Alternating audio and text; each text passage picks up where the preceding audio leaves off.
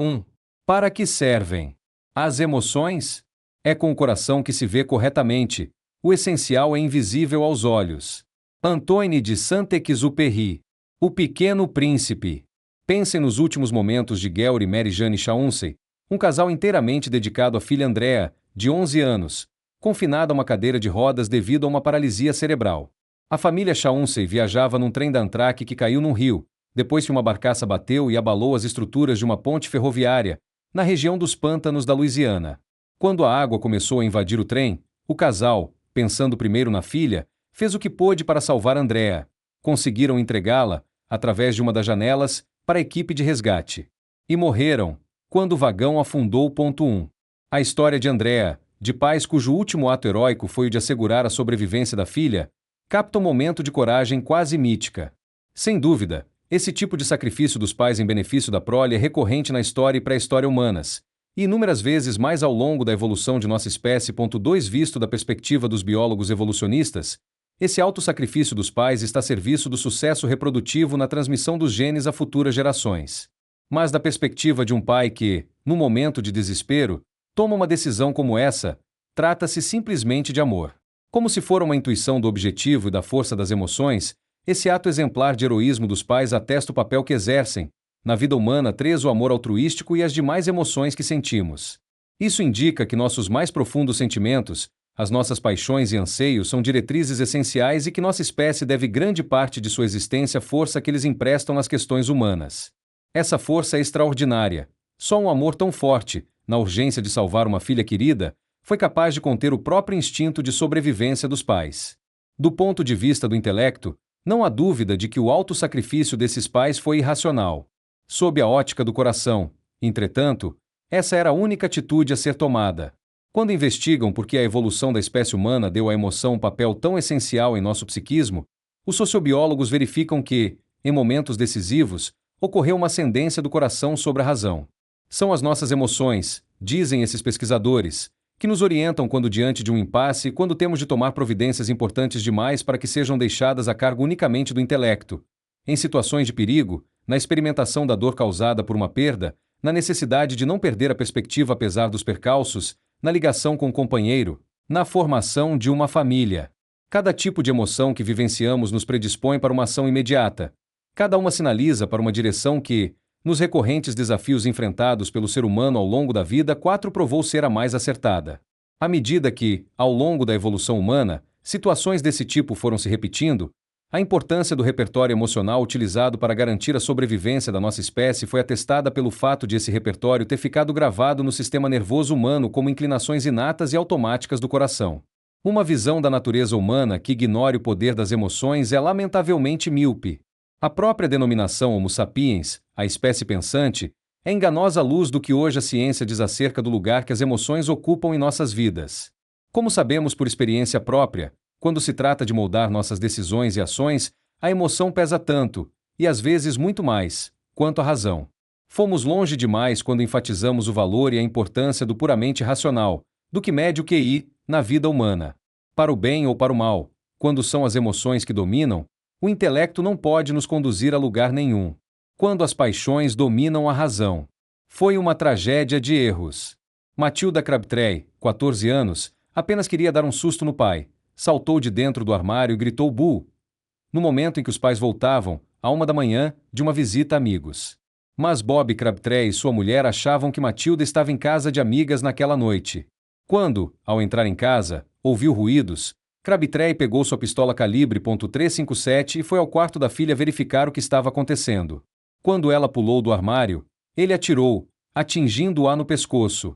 Matilda Crabtree morreu 12 horas depois. 5. Uma das coisas que adquirimos no processo da evolução humana foi o medo que nos mobiliza para proteger nossa família contra o perigo. Foi esse impulso que levou Crabtree a pegar a arma e a vasculhar a casa em busca de um suposto intruso.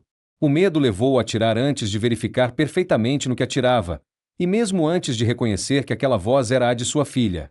Reações automáticas desse tipo, supõem os biólogos, ficaram gravadas em nosso sistema nervoso porque, durante um longo e crucial período da pré-história humana, eram decisivas para a sobrevivência ou a morte. O que há de mais importante a respeito dessas reações é que foram elas que desempenharam a principal tarefa da evolução, Deixar uma progenie que passasse adiante essas mesmas predisposições genéticas, uma triste ironia, se considerarmos a tragédia ocorrida na família Crabtree. Mas, embora nossas emoções tenham sido sábios guias no longo percurso evolucionário, as novas realidades com que a civilização tem se defrontado surgiram com uma rapidez impossível de ser acompanhada pela lenta marcha da evolução. Na verdade, as primeiras leis e proclamações sobre ética, o Código de Hammurabi, os 10 Mandamentos dos Hebreus, os éditos do imperador Ashoka, podem ser interpretadas como tentativas de conter, subjugar e domesticar as emoções.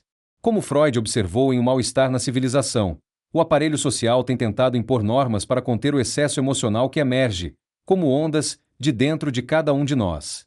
Apesar dessas pressões sociais, as paixões muitas vezes solapam a razão. Essa faceta da natureza humana tem origem na arquitetura básica do nosso cérebro. Em termos do plano biológico dos circuitos neurais básicos da emoção, aqueles com os quais nascemos são os que melhor funcionaram para as últimas 50.000 gerações humanas, mas não para as últimas 500, e, certamente, não para as últimas 5. As lentas e cautelosas forças da evolução que moldaram nossas emoções têm cumprido sua tarefa ao longo de 1 milhão de anos. Os últimos 10.000 anos, apesar de terem assistido ao rápido surgimento da civilização humana e à explosão demográfica de 5 milhões para 5 bilhões de habitantes sobre a Terra, quase nada imprimiram de novo em nossos gabaritos biológicos para a vida emocional. Para o melhor ou o pior, a forma como avaliamos situações complicadas com que nos deparamos e nossas respostas a elas são moldadas não apenas por nossos julgamentos racionais ou nossa história pessoal, mas também por nosso passado ancestral. Esse legado nos predispõe a provocar tragédias, de que é triste exemplo o lamentável fato ocorrido na família Crabtree. Em suma, com muita frequência enfrentamos dilemas pós-modernos com um repertório talhado para as urgências do Pleistoceno. Esse paradoxo é o cerne de meu tema: agir impulsivamente. Num dia de início da primavera, eu percorria de carro um passo de montanha no Colorado, quando uma repentina lufada de neve encobriu o veículo alguns metros à minha frente. Mesmo forçando a vista, eu não conseguia distinguir nada. A neve em redemoinho transformará-se numa alvura cegante. Ao pisar no freio, senti a ansiedade me invadir o corpo e ouvi as batidas surdas do coração. A ansiedade transformou-se em medo total. Fui para o acostamento esperar que a lufada passasse. Meia hora depois, a neve parou, a visibilidade retornou e segui em frente, sendo parado uns 100 metros adiante, onde uma equipe de ambulância socorria um passageiro de um carro que batera na traseira de outro que andava em velocidade mais lenta. A colisão havia bloqueado a rodovia. Se eu tivesse continuado a dirigir na neve que impedia a visibilidade, provavelmente os teria atingido. A cautela que o medo me impôs naquele dia talvez tenha salvado minha vida.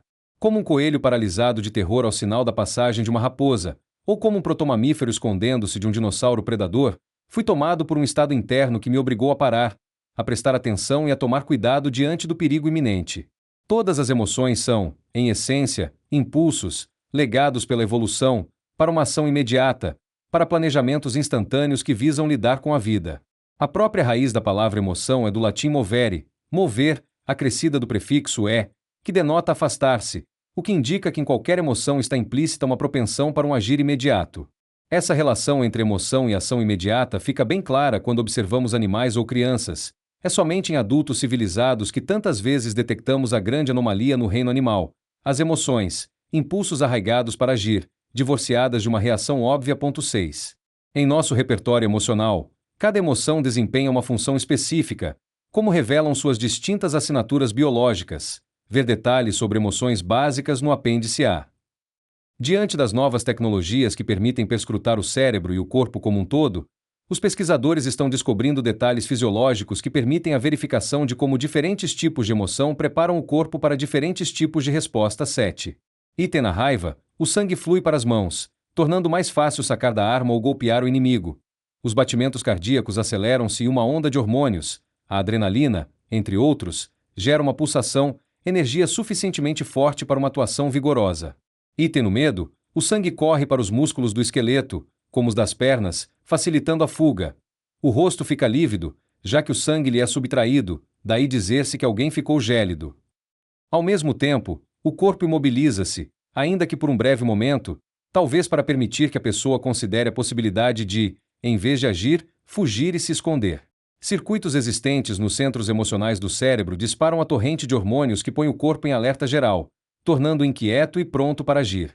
A atenção se fixa na ameaça imediata, para melhor calcular a resposta a ser dada. Item a sensação de felicidade causa uma das principais alterações biológicas. A atividade do centro cerebral é incrementada, o que inibe sentimentos negativos e favorece o aumento da energia existente, silenciando aqueles que geram pensamentos de preocupação. Mas não ocorre nenhuma mudança particular na fisiologia, a não ser uma tranquilidade, que faz com que o corpo se recupere rapidamente do estímulo causado por emoções perturbadoras. Essa configuração dá ao corpo um total relaxamento, assim como disposição e entusiasmo para a execução de qualquer tarefa que surja e para seguir em direção a uma grande variedade de metas.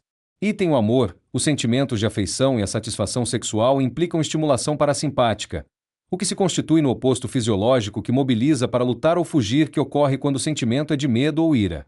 O padrão parasimpático, chamado de resposta de relaxamento, é um conjunto de reações que percorre todo o corpo, provocando um estado geral de calma e satisfação, facilitando a cooperação. Item o erguer das sobrancelhas, na surpresa, proporciona uma varredura visual mais ampla e também mais luz para a retina. Isso permite que obtenhamos mais informação sobre um acontecimento que se deu de forma inesperada, tornando mais fácil perceber exatamente o que está acontecendo e conceber o melhor plano de ação. Item em todo o mundo, a expressão de repugnância se assemelha e envia a mesma mensagem. Alguma coisa desagradou ao gosto ou ao olfato, real ou metaforicamente. A expressão facial de repugnância, o lábio superior se retorcendo para o lado e o nariz se enrugando ligeiramente, sugere, como observou Darwin, uma tentativa primeva de tapar as narinas para evitar um odor nocivo ou cuspir fora uma comida estragada. Item uma das principais funções da tristeza é a de propiciar um ajustamento a uma grande perda, como a morte de alguém ou uma decepção significativa. A tristeza acarreta uma perda de energia e de entusiasmo pelas atividades da vida, em particular por diversões e prazeres. Quando a tristeza é profunda, aproximando-se da depressão, a velocidade metabólica do corpo fica reduzida. Esse retraimento introspectivo cria a oportunidade para que seja lamentada uma perda ou frustração, para captar suas consequências para a vida e para planejar um recomeço quando a energia retorna.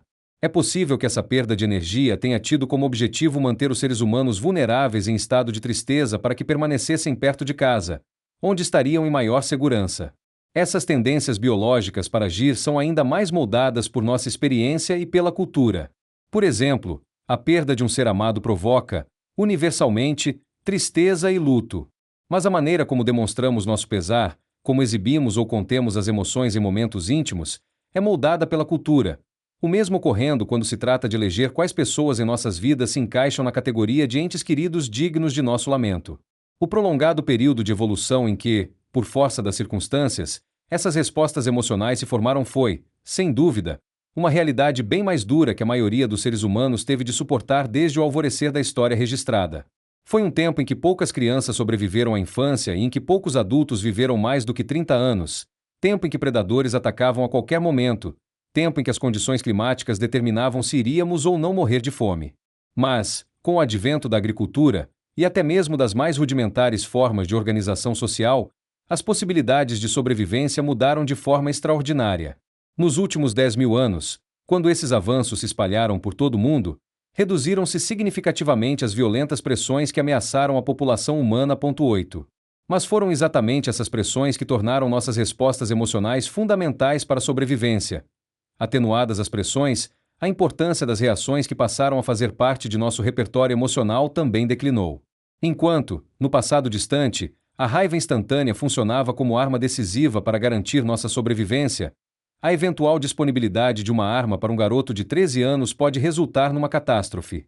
Nossas duas mentes. Uma amiga me falava de seu divórcio, uma dolorosa separação. O marido apaixonara-se por uma mulher mais jovem com quem trabalhava e, de repente, anunciará que ia deixá-la para viver com a outra. Seguiram-se meses de brigas amargas sobre a casa, dinheiro e custódia dos filhos. Agora, passados alguns meses, ela dizia que sua independência lhe agradava, que se sentia feliz contando apenas consigo mesma. Simplesmente não penso mais nele, na verdade, nem quero saber dele. Só que, ao dizer isso, de repente seus olhos ficaram cheios de lágrimas. Aquele lacrimejar de olhos poderia passar facilmente despercebido. Mas, por um tipo de compreensão que acontece através da empatia, os olhos marejados em uma pessoa indicam que ela está triste, não importa o que tenha expressado em palavras. A empatia é um ato de compreensão tão seguro quanto a apreensão do sentido das palavras contidas numa página impressa. O primeiro tipo de compreensão é fruto da mente emocional, o outro, da mente racional. Na verdade, temos duas mentes, a que raciocina e a que sente. Esses dois modos fundamentalmente diferentes de conhecimento interagem na construção de nossa vida mental. A mente racional, é o modo de compreensão de que, em geral, temos consciência. É mais destacado na consciência, mais atento e capaz de ponderar e refletir. Mas, além desse, há um outro sistema de conhecimento que é impulsivo e poderoso, embora às vezes ilógico, a mente emocional. Para uma descrição mais detalhada das características da mente emocional, ver o apêndice B.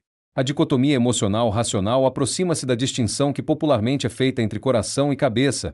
Saber que alguma coisa é certa aqui dentro no coração é um grau diferente de convicção, tem um sentido mais profundo, ainda que idêntica àquela adquirida através da mente racional.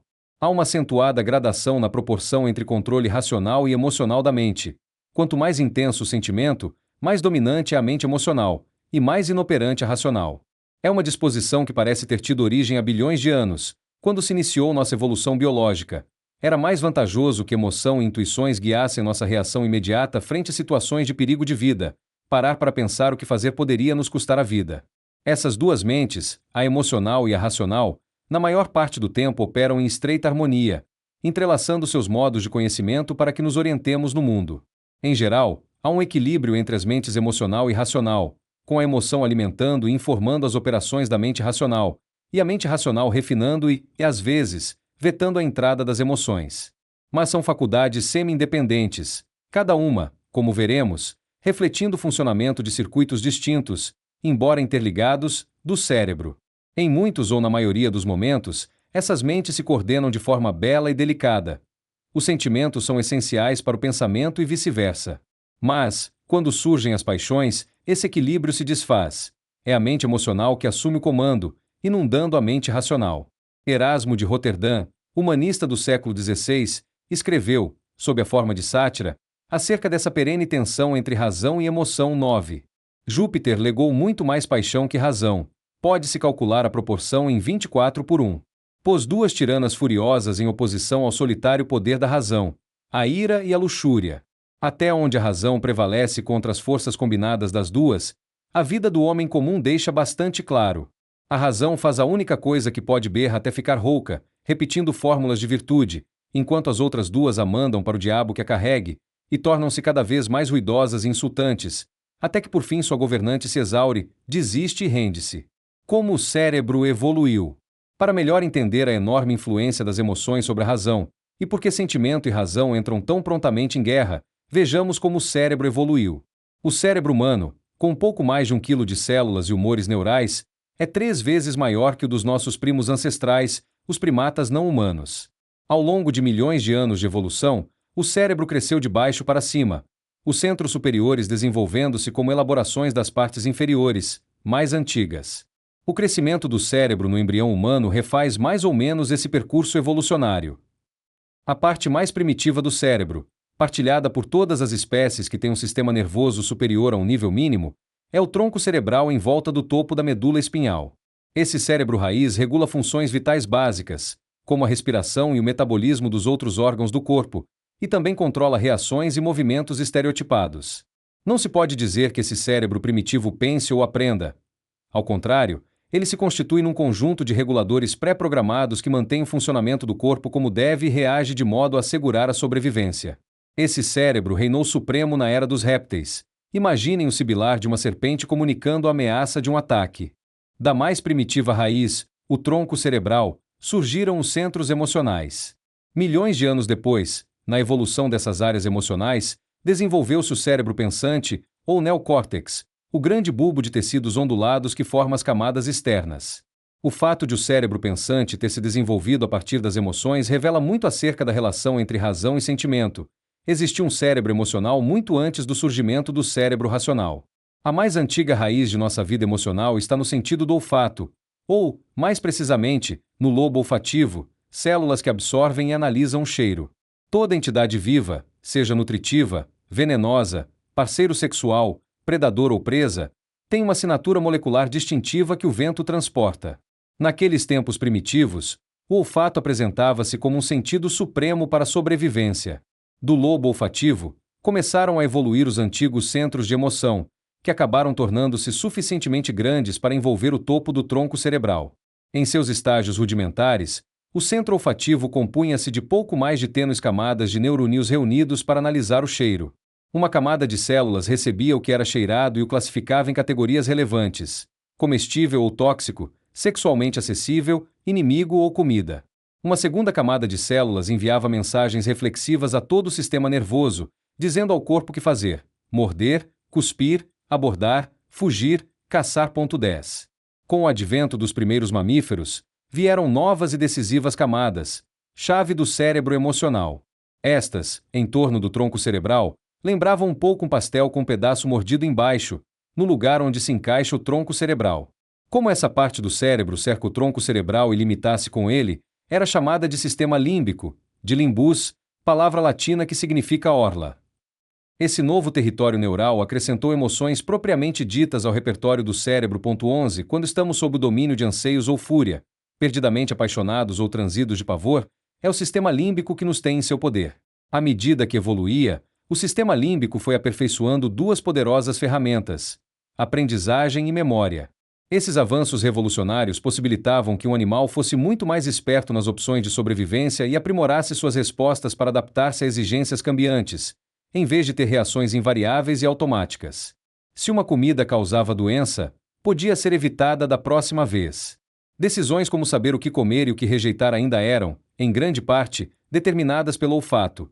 As ligações entre o bulbo olfativo e o sistema límbico assumiam agora as tarefas de estabelecer distinções entre cheiros e reconhecê-los, comparando um atual com outros passados e discriminando, assim, o bom do ruim. Isso era feito pelo rinencéfalo, literalmente, o cérebro do nariz, uma parte da fiação límbica e a base rudimentar do neocórtex, o cérebro pensante. Há cerca de 100 milhões de anos, o cérebro dos mamíferos deu um grande salto em termos de crescimento. Por cima do tênue córtex de duas camadas, as regiões que planejam, compreendem o que é sentido, coordenam o movimento, acrescentaram-se novas camadas de células cerebrais, formando o neocórtex. Comparado com o antigo córtex de duas camadas, o neocórtex oferecia uma extraordinária vantagem intelectual. O neocórtex do Homo sapiens, muito maior que o de qualquer outra espécie, acrescentou tudo que é distintamente humano. O neocórtex é a sede do pensamento, contém os centros que reúnem e compreendem o que os sentidos percebem. Acrescenta um sentimento que pensamos dele, e permite que tenhamos sentimentos sobre ideias, arte, símbolos, imagens. Na evolução, o neocórtex possibilitou um criterioso aprimoramento que, sem dúvida, trouxe enormes vantagens na capacidade de um organismo sobreviver à adversidade, tornando mais provável que sua progenie, por sua vez, passasse adiante os genes que contêm esses mesmos circuitos neurais. A vantagem para a sobrevivência deve-se à capacidade do neocórtex de criar estratégias, planejar a longo prazo e outros artifícios mentais. Além disso, os triunfos da arte, civilização e cultura são todos frutos do neocórtex. Esse acréscimo ao cérebro introduziu novas nuances à vida emocional. Vejam o amor. As estruturas límbicas geram sentimentos de prazer e desejo sexual, emoções que alimentam a paixão sexual. Mas a adição do neocórtex e suas ligações ao sistema límbico criaram a ligação mãe-filho, que é a base da unidade familiar e do compromisso, a longo prazo, com a criação dos filhos, o que torna possível o desenvolvimento humano. Espécies que não têm neocórtex, como os répteis, carecem de afeição materna. Quando saem do ovo, os recém-nascidos têm de se esconder para que não sejam canibalizados. Nos seres humanos, é o instinto de proteção que os pais têm em relação aos filhos que vai assegurar a prossecução de grande parte do amadurecimento durante a infância, período em que o cérebro continua a se desenvolver. À medida que subimos na escala filogenética do réptil ao rhesus e ao ser humano, o volume do neocórtex aumenta. Com esse aumento, ocorre um incremento de proporções gigantescas nas interligações dos circuitos cerebrais. Quanto maior o número dessas ligações, maior a gama de respostas possíveis.